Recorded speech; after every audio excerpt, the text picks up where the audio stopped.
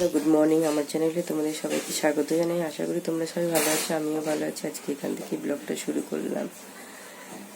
আজকে ওয়েদার একদম ভালো না, কালকেরও প্রচণ্ড বৃষ্টি হয়েছে। কালকে জামা কাপড়, আজকে জামা কাপড় সব ভেজা।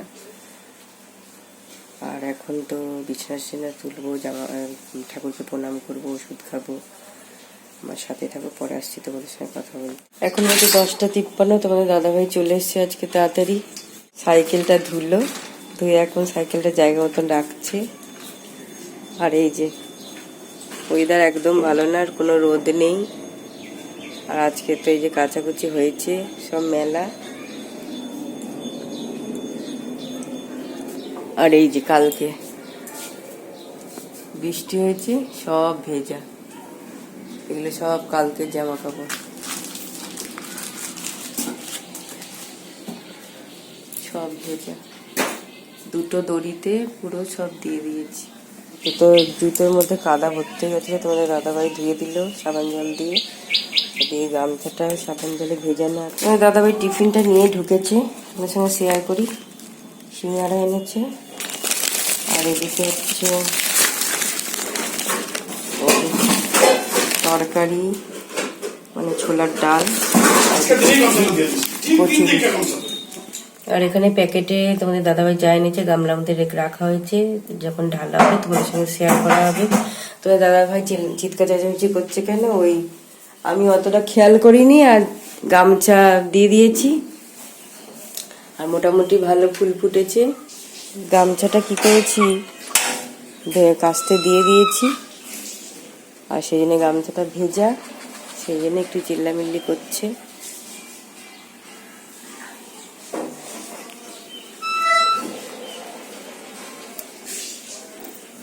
ওনা পড়াতে গেছিল, এই যে ছাতাটা এবার জায়গা মতন রাখবো, আবার পড়াতে যাবে টিফিনটা খেয়ে। আদা রসুন নিয়ে এসছে, আর যেখানে নিয়ে নিয়েছে কাটা হবে। এখন আমি মশলা করবো, আদা রসুন আর টমেটো আর কাঁচা লঙ্কা দিয়ে দিয়েছি এর মধ্যে। এখন মশলাটা করবে, আর তোমাদের দাদাভাই কাটাকুটি করছে।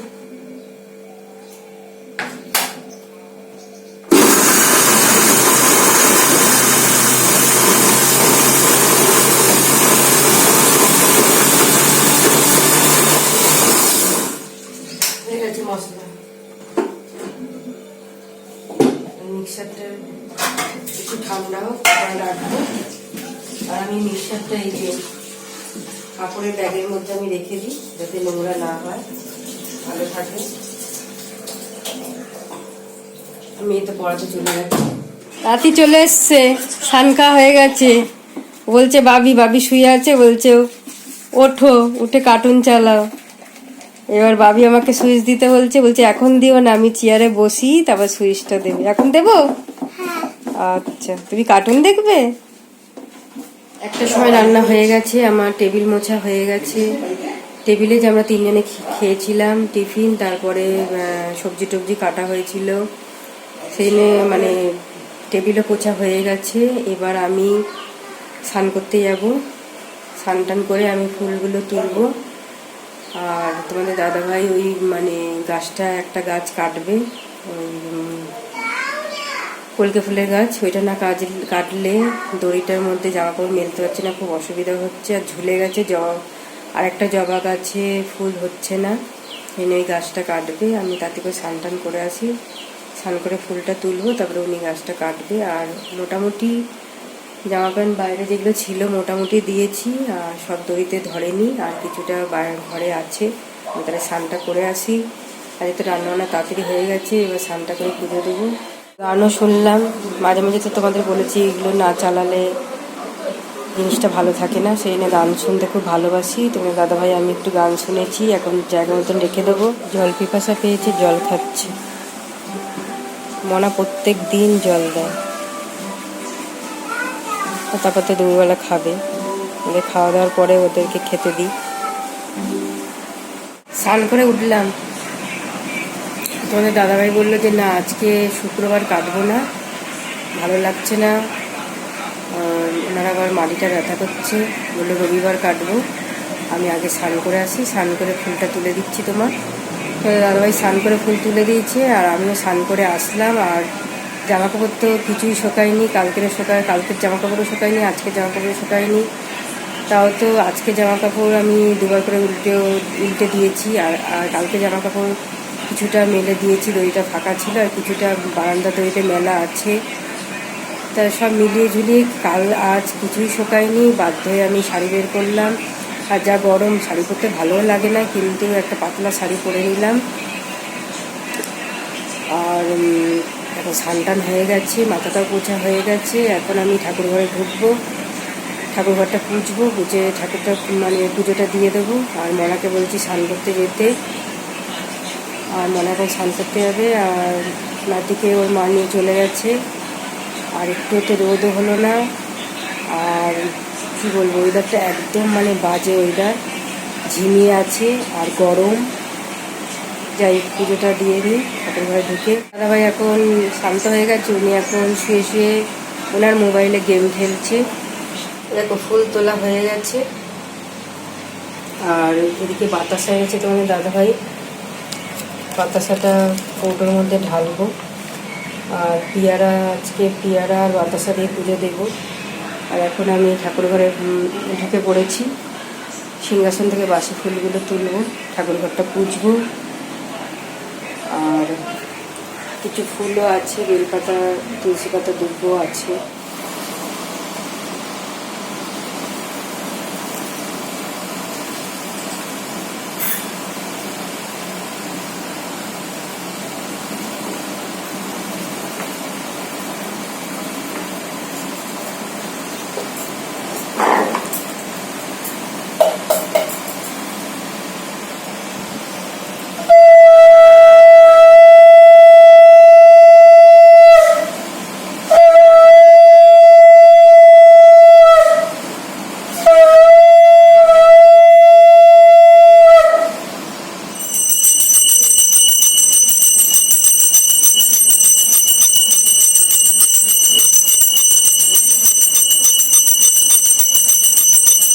পুজো দেওয়া হয়ে গেছে। সিংহাসনটা তোমাদের এক ঝলক দেখিয়ে দিই, খুব ভালো লাগছে। এদিকে আমার গুরুদেব,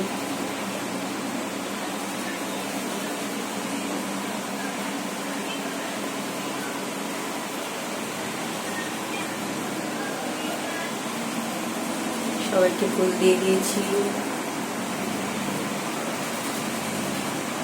তুলসীতলাও জল দিয়ে দিয়েছি, ফুল দিয়ে দিয়েছি, ধূপকাঠি দিয়ে দিয়েছি, প্রণাম করে এসেছি। এখানেও প্রণাম করা হয়ে গেছে। আমি খেতে বসবো। এই যে ভাত আর যে কিলোমিটার কষা, আর একটু মাছ আছে গরম করতে বসিয়ে দিয়েছি, ডাল আছে একটু গরম করে নেবো, আর খাওয়া দাওয়াটা করে নেবো। তোমরা তো জানো মনা প্রতিদিন বিড়ালকে খেতে দেয়, জল দেয়। বিড়ালের খাওয়া হয়ে গেলে এই ডাহুক পাখিটা এসে তারপরে খায়, প্লেটে যাই থাকুক ও খাবে। আর এই ডাহুক পাখিটা কণ্ঠস্বর পুরো একদম কোকিলের মতন। এগুলো পরে চলে গেল। তারপরে আমি মুখ হাত পা ধুয়ে কাপড় জামা ছেড়ে সন্ধ্যা দিলাম। ঠাকুর ঘরের গেটও বন্ধ হয়ে করে দিয়েছি। এবার আমি কাপড় জামাগুলো তুলে আনবো। আজকে তো জানি রোদ তো হয়নি, সেই জন্য এখন সন্ধ্যাবেলা তুলে আনবো, এনে বারান্দা দড়িতে মেলে দেবো। কালকে সকালবেলা আবার বাইরে মেলবো। যাই এখন কাপড় জামাগুলো তুলে আনি, সব বাইরে মেলা আছে। চা হয়ে গেছে, চা, নিমকি আর জল ওনাকে দিয়ে আসি। পরে আবার তোমাদের কাছে আসলাম। তোমাদের দাদাভাইয়ের তো চা করে দিলাম, দেওয়ার পরে আমি বাসনটা গোছালাম।